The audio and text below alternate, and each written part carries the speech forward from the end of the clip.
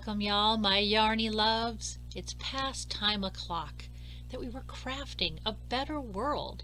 So let's dig into our tools and our project bags and see what meaning we can find to inspire us in the work of being, becoming, and braving a better world for all.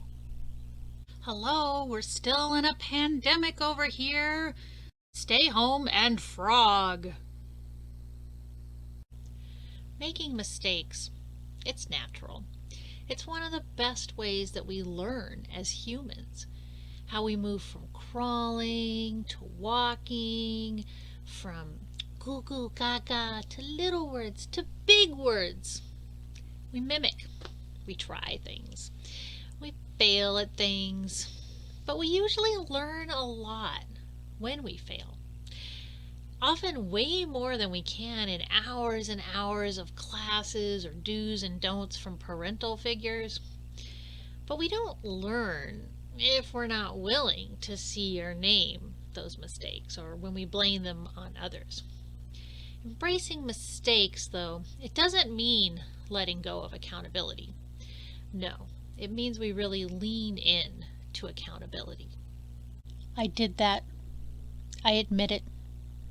I'm willing to do the work to make it better. Lots of crafters freak out about mistakes, and then other crafters will embrace them. It's not a mistake, it's a design feature. And that can totally be true and a good thing, as long as the mistake isn't harming anyone. When it's just a change in the texture of the fabric, the cloth, then c'est la vie. You may have just invented a new stitch or a new technique. But what if our mistake will mean we have 3 sleeves instead of 2? Or a really small head hole? Or just a sweater that doesn't fit after all the work that we put into it? And what if we're talking about the negative impact of systems on people?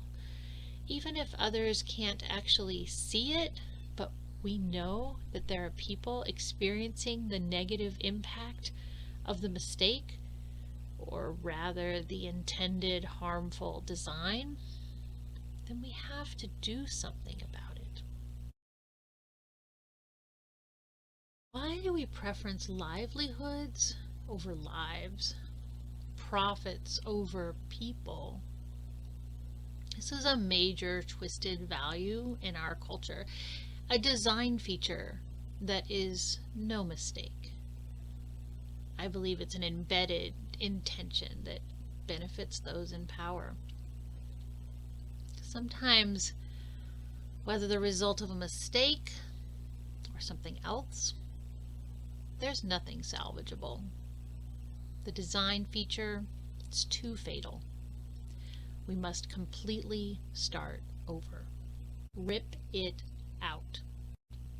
In knitting, to frog is to rip it, rip it, rip it, rip it. Pull out the needle and just start ripping all the stitches out. Sometimes you only need to frog a section. Maybe the first 20 rows are great, but when you switch to the new pattern section, everything went haywire. This is why many lace knitters depend on a lifeline. A lifeline is a piece of contrasting yarn or thread that you put through your live stitches at a point when you know everything before is on track. Then when you need to rip, you can easily go back to that landing place, to the lifeline. You can put a lifeline in after the fact, but they're best done preemptively. I know I might make a mistake, so I'm investing in this lifeline.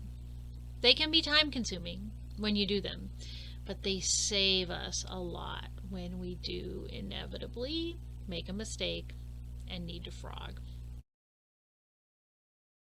Because what I think is a grand idea may have massive unintended consequences for someone else. Being purposeful about lifelines, safety nets, intentional ways of being able to go back and start over means we are avoiding the hubris that ours is the one right way. Because we are always limited in our perspective, even when we are trying to be as expansive in our thinking as possible. But sometimes the whole thing must go. We must frog, rip it out, every stitch, all of it.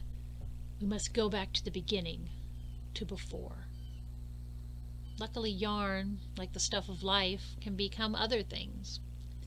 We can learn from our mistakes. Sometimes something must die before it can be reborn. R.I.P. RIP. Sometimes we must dismantle before we can rebuild.